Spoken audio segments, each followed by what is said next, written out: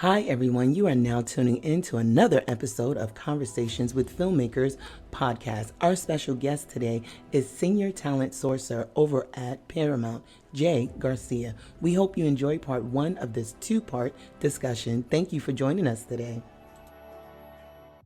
Hi, everyone, and thank you for joining me for another episode of Conversations with Filmmakers.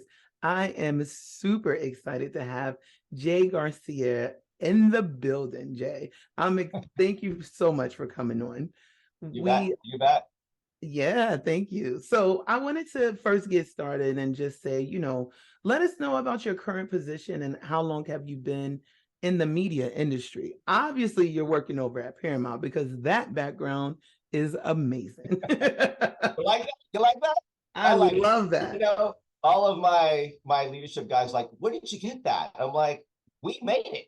It's like, they just like, who did that? Because I haven't seen that in a while. And so it's actually one of our original legacy backgrounds that we had, and so I just kind of kept it. And now we have a lot of other stuff that we have going on, like Halo and some really Transformers and Mission Impossible backgrounds that you can put on your Zoom. But this is my favorite one because it displays all of our brands in the back, Mm-hmm. and it suits for the purpose of my role here at Paramount. So Mm-hmm. to answer your question, I've actually been in the entertainment industry for about 10 years accumulated because I've Wow. kind of popped around a little bit and from company to company. So, I worked at Disney, worked at Amazon Prime. I was at Sony for a hot minute. Yes. I was at Warner Brothers, Warner Media, HBO Max. And And I've then always told people it is such a small community because I've it worked at Sony and Warner Brothers as well. It's like once you get into that studio thing, it's like that churn where you see people just floating around that industry, right? So you'll see, is. like you mentioned, like Paramount, I'm over at Sony, I was at Fox, I'm over at Warner Brothers, which And is really you're awesome. exactly right, Bonti, because Mhm. I was just telling my manager yesterday that it is a small here in entertainment. It is a small. There's only a handful of companies that do what we do, Mhm. and um, and it's funny how you sometimes I see some of my previous coworkers, here at Paramount, whether they're working at CBS or Showtime or BET or Mhm. Nickelodeon. It's such a small world, and sometimes Absolutely. we just kind of go around from company to company, and just check out, see what they're up to, see what the latest and greatest is, and sometimes they always just come back, you know. Which So is it's really nice. a small world and here in the entertainment industry. Absolutely, which is another point we'll get back to for later, which is do not burn any bridges because Oh yeah. believe me, when they say about blacklisting people, that is absolutely factual. All you need, what you have is your brand, right? And when you ruin that brand by doing things, you know, that might mess up other people's stuff, it definitely will get around for sure. People don't realize that. But to continue on with, our conversation, I realized when I had reached out to you that, this podcast has been mostly skewing it towards creatives, right? But I wanted to clarify that with you, you're on the corporate side that helps get those creatives in. And I would love to know more about that. Like elaborate on the life of a senior talent sourcer for us. Yes. For those that don't know what that is or anything, give us your average breakdown of a day. Sure. Sure. So, um, just to reintroduce myself, I am Jay Garcia. I'm one of the senior sourcers for the Talent Discovery and Insights team. And what that is on the corporate side is we basically find that talent, we study market trends, we give that data and insights to our leadership team or our hiring managers on the specific roles that they're hiring for. Mhm.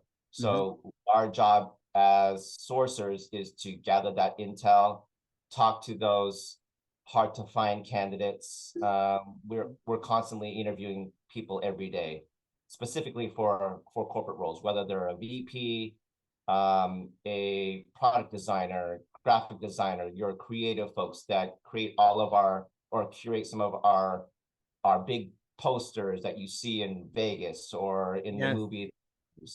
Um, we're the corporate side is the behind the scenes, right? So we think of, and there's two sides to it where you have your theatrical side, which is Paramount Pictures, Showtime, CBS Studios, Nickelodeon has their stuff.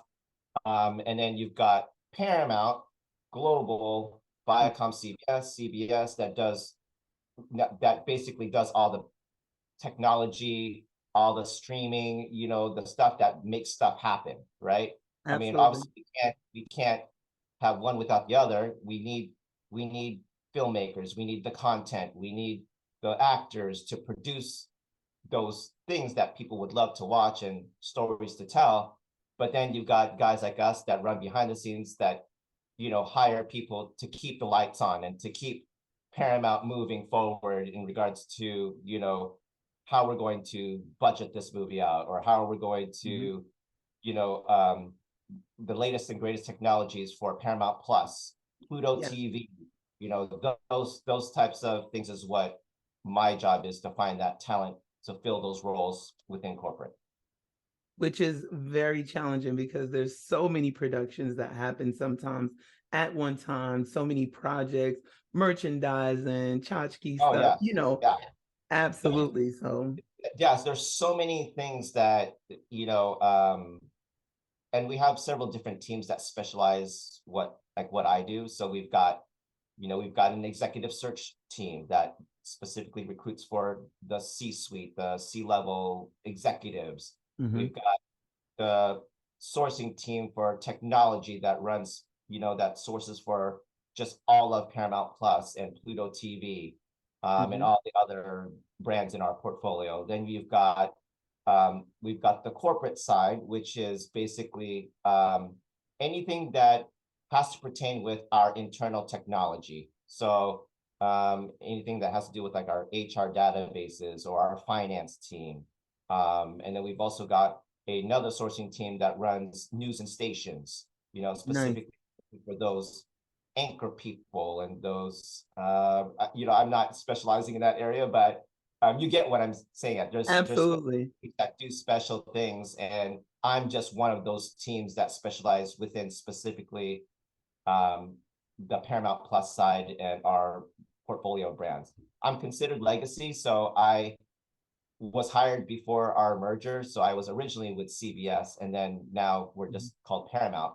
But Yes. legacy means that I was old school. So when we first started this team, I was one of the original members, and now I have grandfathered myself into where I can actually hop into anywhere.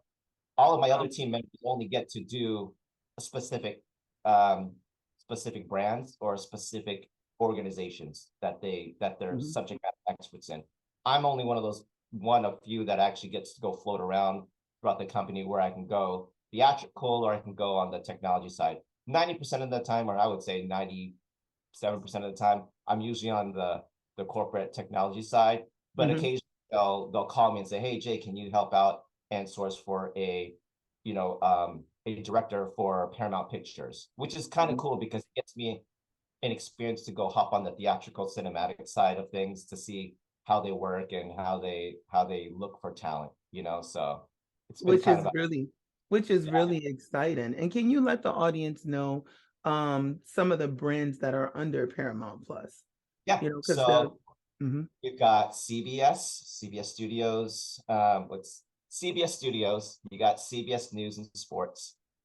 You've got Pluto TV, Paramount Pictures, Nickelodeon, Comedy Central, mhm, BET, MTV, Showtime, Smithsonian, Simon and Schuster, um, and then there's some South American ones like Telefe and some other mhm. brands. But most of the brands I mentioned are pretty much the ones that I support. Which is really important for people to understand, right? Because when you are approaching these large studios, you definitely need to know their brand awareness. Like you mentioned, you're one of those people, like you said, with the legacy stuff, and you're able to bounce around and all of that stuff. So you have to definitely do your research when you're reaching out to these companies, right? What is the average velocity of talent that you have to seek for as well? I know for me, when I was in home entertainment, we used to release like 500 different titles a year, under the HBO banner, and people don't realize that because they might only watch a little bit of content, right? And now, a word from one of our sponsors. After starting my podcast, I needed to hire the pros to market the content. Are you looking for digital success? Look no further. World Boss HQ is your strategic partner. Their experts turn your vision into a digital masterpiece. From stunning websites to powerful marketing, they've got you covered. Startups or established businesses, they are your one-stop solution. Visit worldbosshq.com.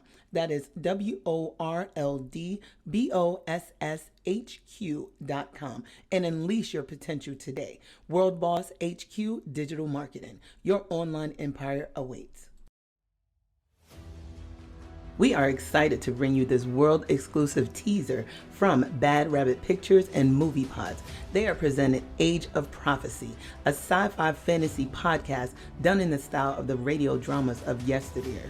Coming soon to all streaming platforms. Visit www.moviepods.com or www.anoukchronicles.com for all the release dates. You won't want to miss this one.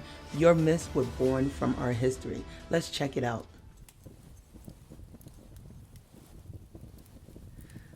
Life. A vile, messy sequence of events before we die. All designed for something beyond us. It has to be. Or else, what's the point? You don't know me, but I know you. I am responsible for your triumphs and miseries.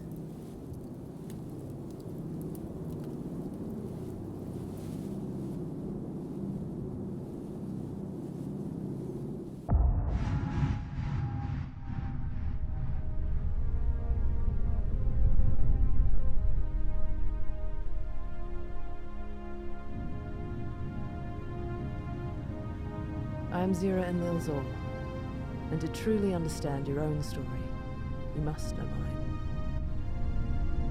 Your myths were born from my history.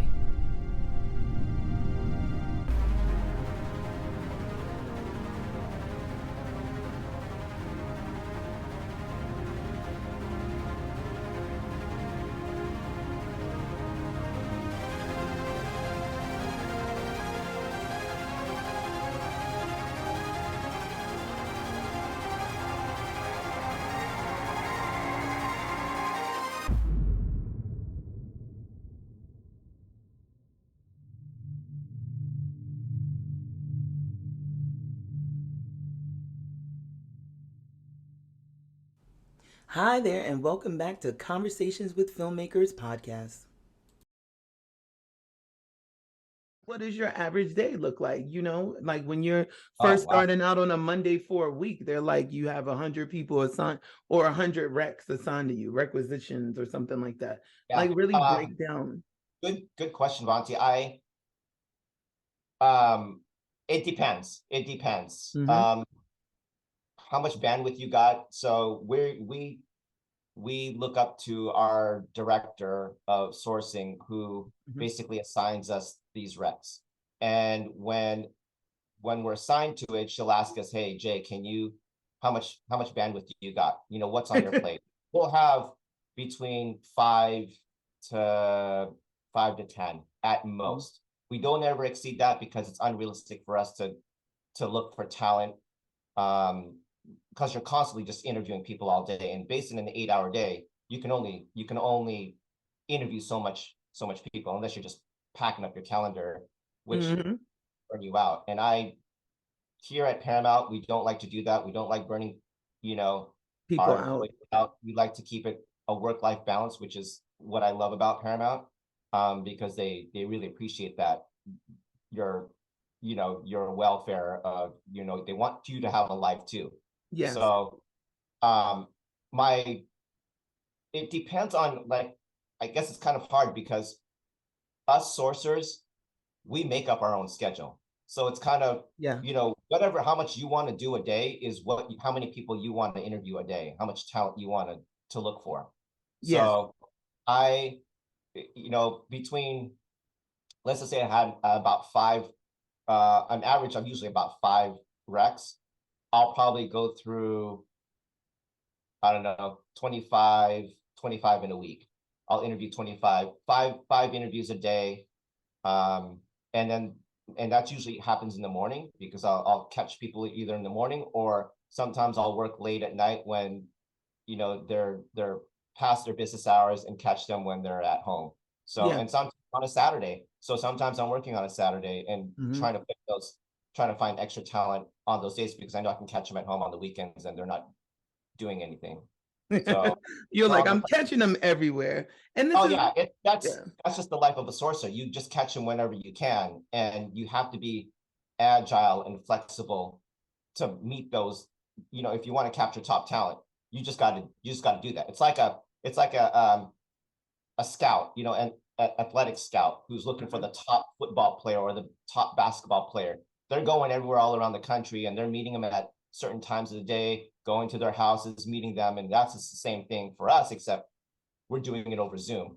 We just got to be flexible on our schedule to do that. And back in the day, we used to do that when we used to just go to career fairs and, you know, look for Mhm. talent, interview them on the spot and stuff like that. So it's it's nowadays with all this technology, you know, we can do that. It's all about managing your schedule and how late do you want to work or how Yeah. early you want to get up to meet the talent, you know? So, and that But you goes, said something really important, which is at Paramount, it's really important not to burn out the staff in certain situations, you know? So it's really great that that person is, you know, your director or whatever is put in that capacity and being like, listen, do you have the bandwidth? If you don't, that's absolutely fine, you know, because what you're doing is very important. You know, you're creating roles of people trying to bring in the most expert people into the company and oh everything. yeah, So if you're rushing absolutely. through that, yeah, you would rather, what do they consider it? Work smarter, not harder. And Yeah. also, Smarter, not harder. yeah. Um, Yeah. and you know, I I I appreciate my manager a lot, because she always, we have our one-on-ones, and she always asks me like, how are you doing? You know, what's your status? What's your temp? You know, are you running hot? You running cold? You Hmm. need, and if you are, then take some time off. Or, and she knows, like, she knows everybody's schedules, and she knows how hard we work, and she always, you know, encourages us like, hey, take some time off of your day, go to the gym, take a walk, spend time with your family, do what are your personal stuff, you know. She she she holds us accountable for our jobs, and Yes. that's what I love about Paramount, is that they hold us accountable for everything that we do. And it's that's just the privilege of us working remote.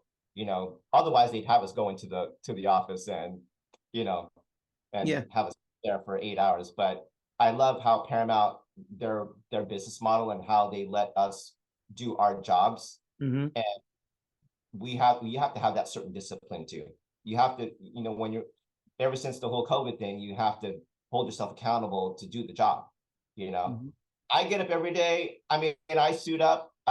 You know, as if I was actually working on site, just because I kind of feel like I've, you know, fixing my bed and, you know, getting dressed is an accomplishment. You know, if you didn't do it Yeah. day, at least 2 things: those fixing your bed and actually getting up and getting dressed. So those are I the two things actually do I that feel like. every single day. As soon as I roll out of bed, I like make my bed because I feel like not only does it organize my mind, but it makes me feel comfortable. Like I'm gonna get in a freshly made bed later that night, right? Oh Because yeah, is that not the dopest thing doesn't when it you feel good? go? It feels Yeah, good, when you right? go back to a hotel and the bed is like already made, you're just like, oh yeah, I'm ready to go to sleep. It like calms yourself. So people, if you're listening, make your bed in the morning, okay? Take that 5 minutes Thank to you. just make it. Thank you Yes. very much.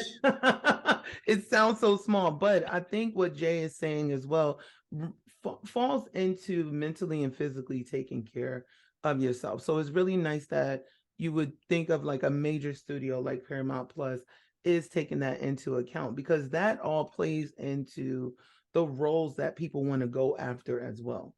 You know, gone are the days of like working yourself to exhaustion, having a heart attack or whatever, or like really not taking care of yourself and becoming ill from it. So I think a lot of these organizations are transitioning to like, listen, if we want quality work, we take care of people as well. Yeah.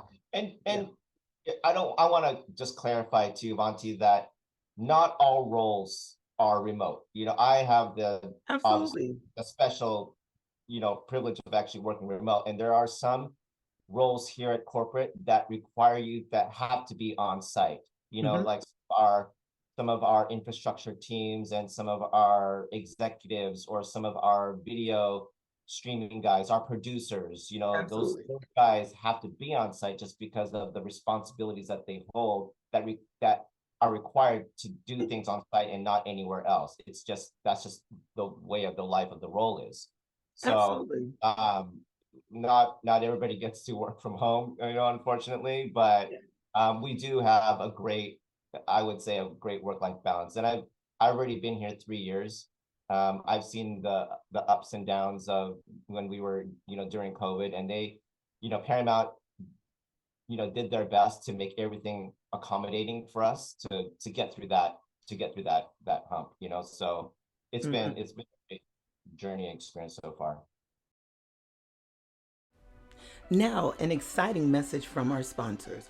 When I decided to launch this podcast, I had the tools to find talent and market the show, but needed a skilled editor to bring it all to life.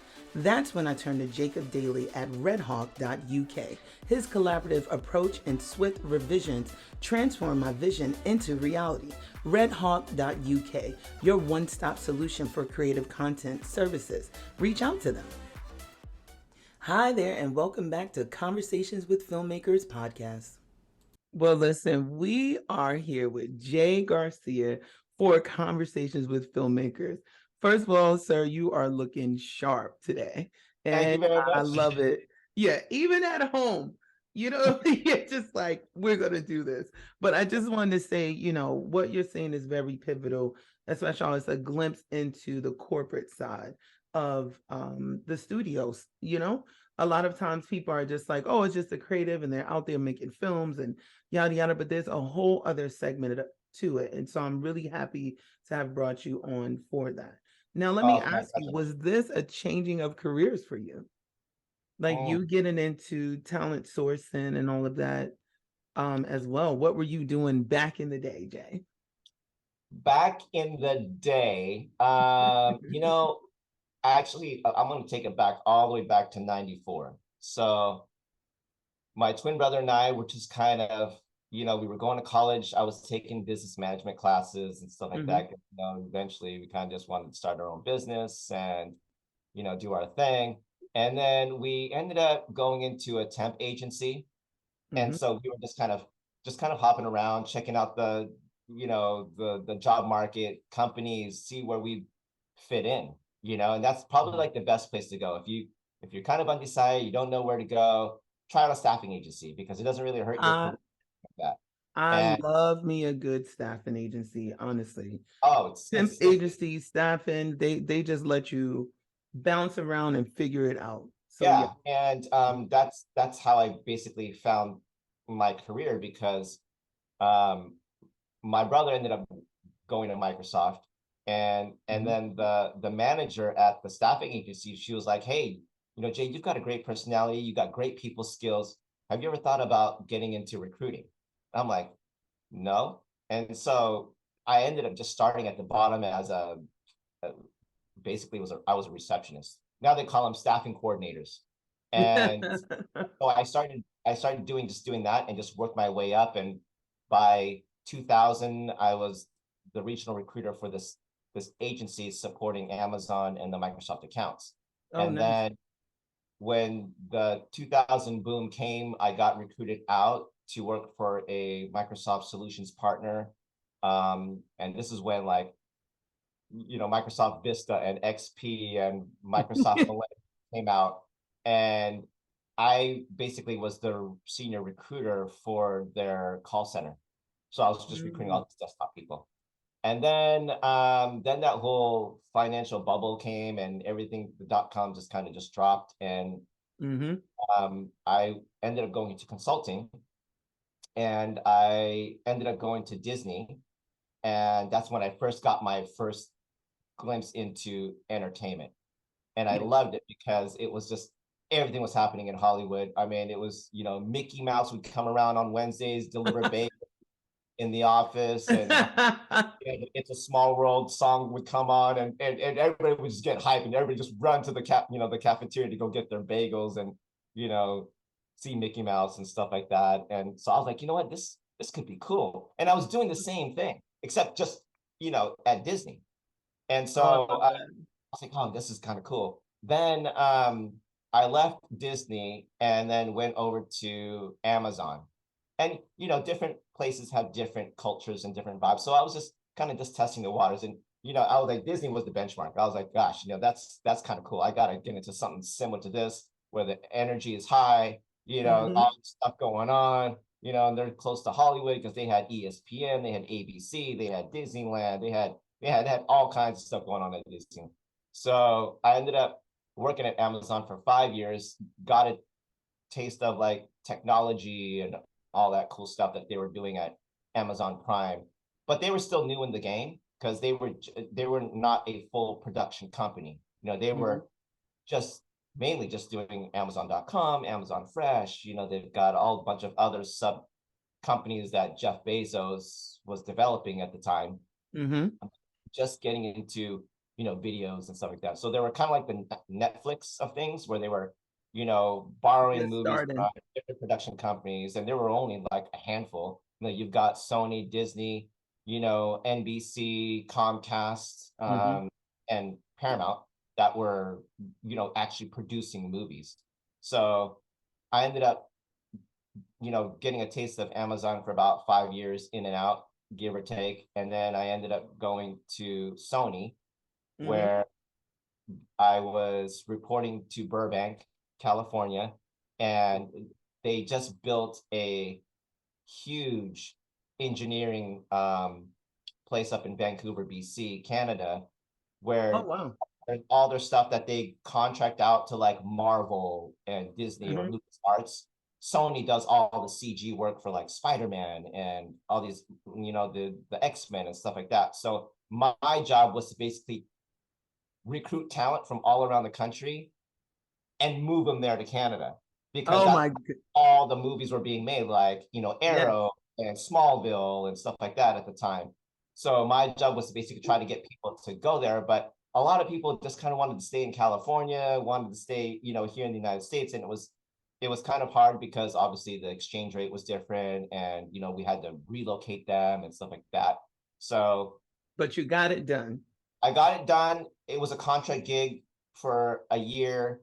They decided to bring the role in house, so I ended up moving on to um, Warner, Mhm. and then I helped launch HBO Max, which is actually here in Seattle. Their corporate office of HBO Max is here in Seattle.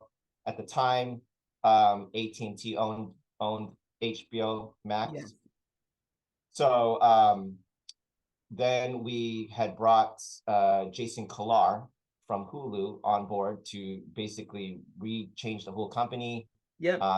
Changes. We launched HBO Max. It was a hit, and then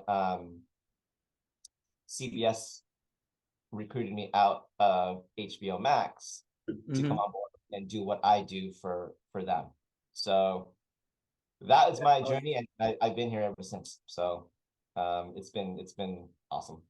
And I think I imagine myself, out of the 29 years that I've been doing my job, I can't imagine myself going to any other industry, just because I love entertainment.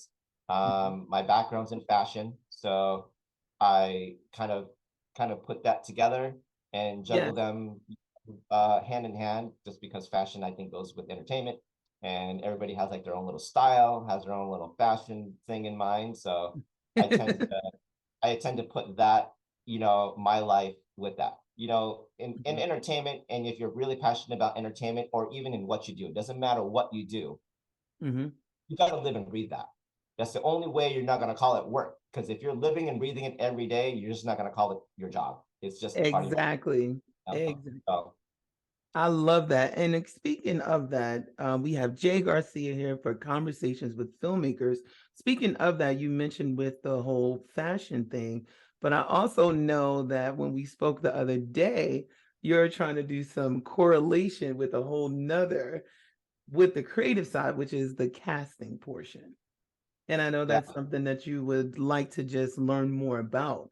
Could you tell yeah, me, I you yeah. Let me tell you about that. So yeah, I was talking to my team not too long ago, and I was like, "Hey, man, wouldn't it be cool if, you know, if our jobs can get into the casting side too? You know, so hmm not only are we recruiting for corporate talent, but if we were like a universal team, which I'm trying to encourage my leadership team to like, hey, we need to be more agile and fluent within the company. So if they need us here on the theatrical side, we can source for that. If they need us on, at Nickelodeon, we can float over there.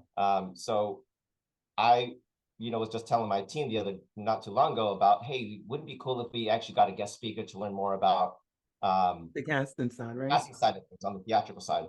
hmm And sure enough, the next that week, my senior VP was like, "Hey, we got a surprise guest. Her name is Lori Erickson, and I'm sure some of the filmmakers probably know who she is because she's done, you know, she has casted for 41 um, and counting television shows and pilots across 13 uh, broadcast and streaming platforms. So some Which of the is stuff amazing.